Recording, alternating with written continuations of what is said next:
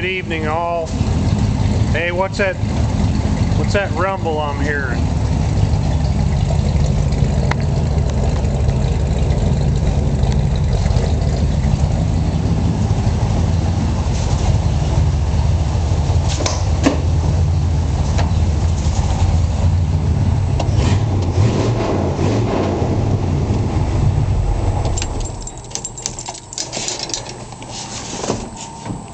That's the rumble of the mighty Ford 460.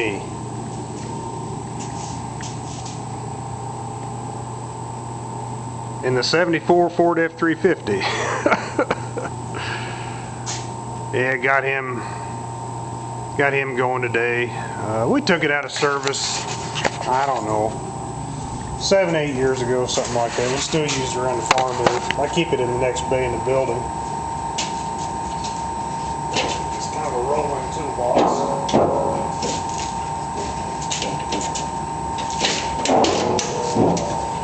Hood's sticking a little bit. Somebody needs to fix that.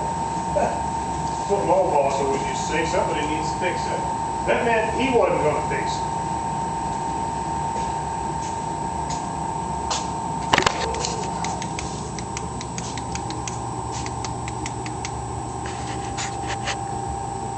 There's your 460. This truck originally, when I got it,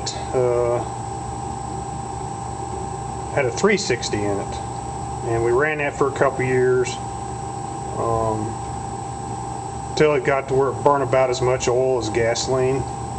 And we found a 73 Mercury Marquis, two-door car, big old car, huge car, with the 460 in it, and we grabbed that thing and transplanted it into the service truck, and it made a lot more power. It's not, it is 1973. It's not the 460s in the early Lincolns where they had like 365 horse and 500 foot-pound of torque. This is probably, I don't know if it's 250 horsepower, but it's probably got, I bet it's got around 400 foot-pound of torque. Always pulled good. It seemed like it used a little bit of, we're going to go ahead and overhaul it. Rings and bearings and check our heads out. Probably new water pump, fuel pump.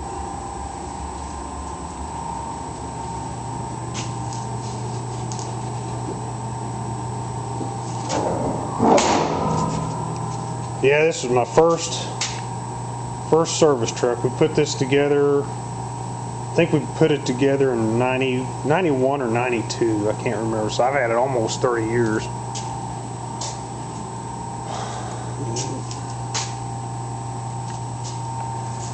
Got the gas drive air compressor, electric crane on it. It's not an auto crane. We just bought the decals. Crane's homemade. I built the crane. Gosh, I never will forget, I was working there in the truck shop for Glenn and putting this truck together. We built this truck the same time we were building the Kenworth Wrecker, which we own now. We was building it for Glenn, and I ended up painting it red, just like the Wrecker. We even borrowed, just like this boom rest. I borrowed that idea from when we built, that's how we built our light bar on that Kenworth. So I borrowed that idea while we was doing that, and made a pretty good boom rest. I just kind of countersunk it in there.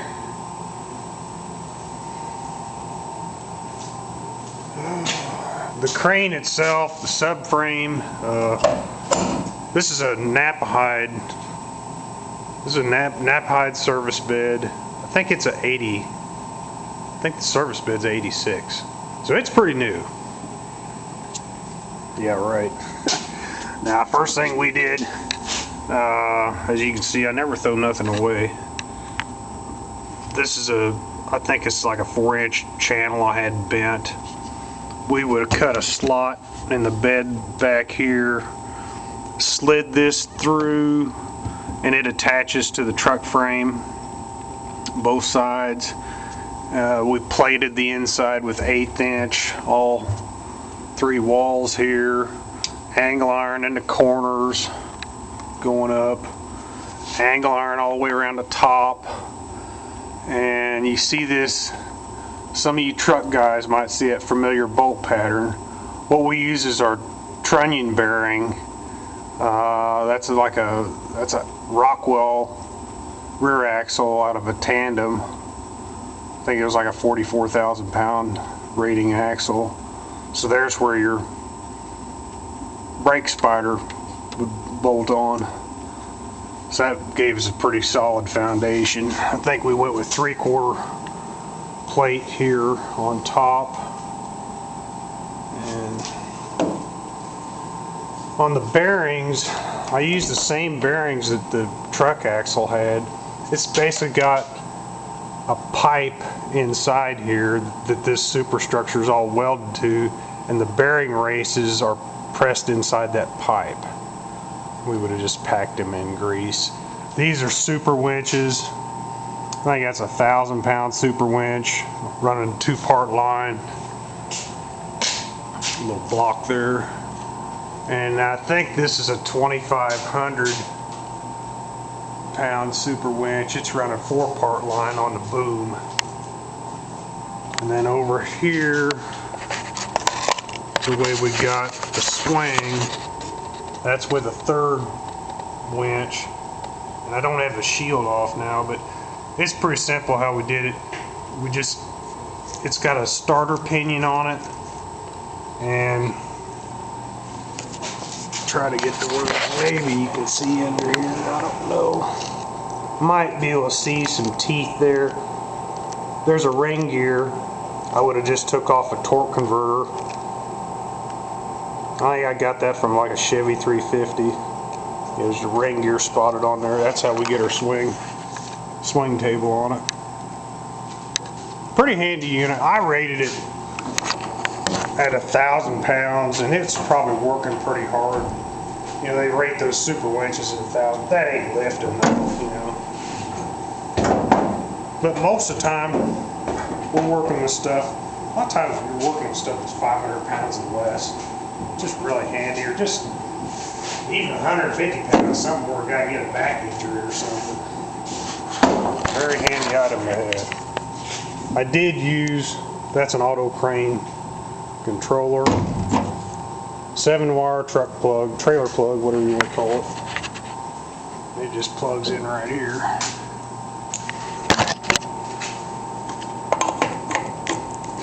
Plug him in. And then back here is how it all works.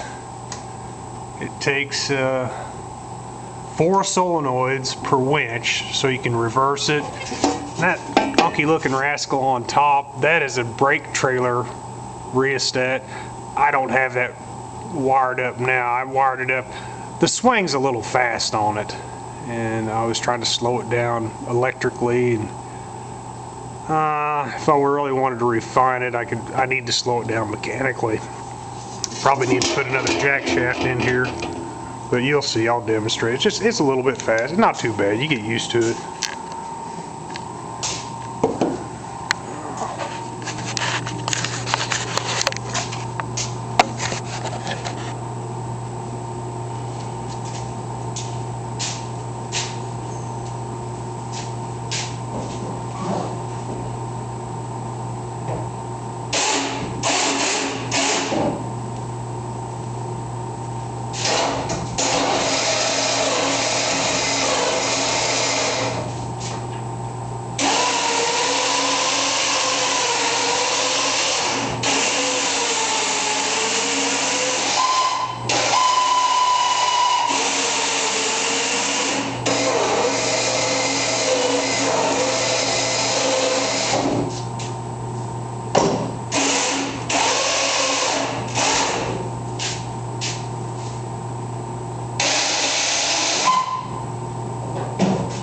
It's a little squealy. I need some lube in it. handy item. And then our mid deck here, yeah, we stretched this thing too. I think we stretched the truck 2 feet. So we could get our mid deck in here. This is where the welder sat. I had a Trailblazer sitting here. It's actually on my GMC now. Over here, that's where your torch tanks go. This plug-in here, that's for 110 outlets on the back of the bed.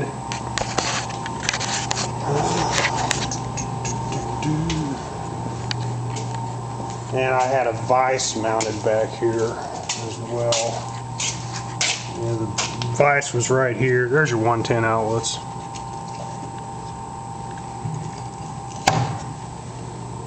So I need to get another vise too. And then the back of this big bumper, that's a heavy bumper. There's a door here, you can open that up. I got some tool storage here. That's where my outriggers stow. I got like 4-inch tubing, just manual outriggers. You just pin them, nothing fancy. And then that bed over here is also tied into that bumper. That's how we got some extra strength. You know, like when you're jammed out the side there, hanging something heavy. Yeah, we've never had a give. Yeah, you can see we bolted in here. That goes into that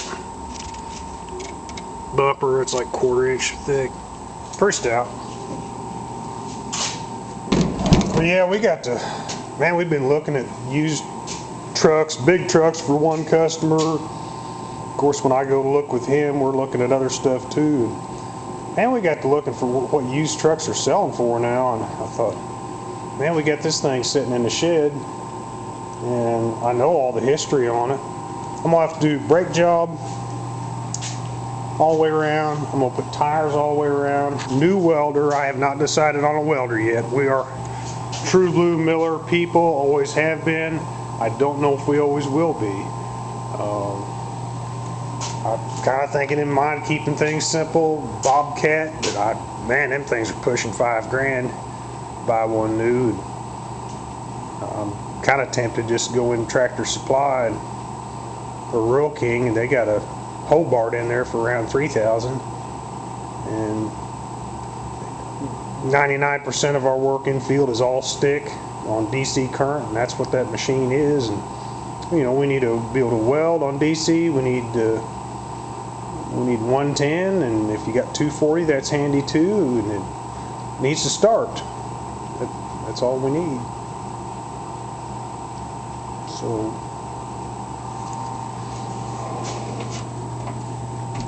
I don't know. Yeah, I might have to work on that seat a little bit. Yeah, that's getting to be a safety violation there. Somebody could get hurt on that. Yeah, I have to work on that. And I don't know when our projected time range is. I'm hoping early summer. I'm done with it. I don't know. It just depends how this spring goes, and we're on keep it red.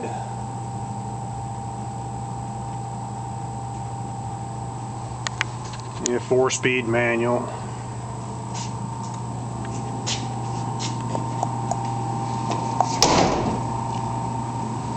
That's going to be our next. It's going to be our next project.